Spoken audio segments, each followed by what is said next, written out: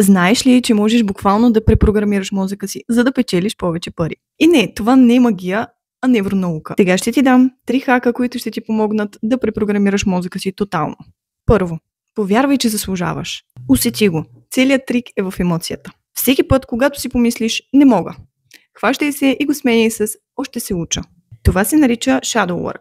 Работа с онези убеждения, които не ти позволяват да повярваш, че можеш да печелиш. Второ, не гони самите пари. Гони чувството, което мислиш, че парите ще ти донесат. Свобода, лекота, радост. И започни да ги усещаш още сега. Чувствай се по този начин. Не чакай да станеш богат, за да можеш да се почувстваш добре. Направи обратното. Започни да се чувстваш добре и ще станеш богат. И трето, харчи с благодарност. Плащаш сметка за ток. Бъди благодарен, че имаш ток. Плащаш сметка за интернет.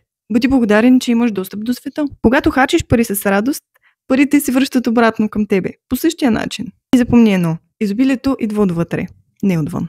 И да, можеш да започнеш още сега. А какви са твоите убеждения за парите? Сподели ми долу в коментарите и ако съдържанието ти харесва, последвай ме за още.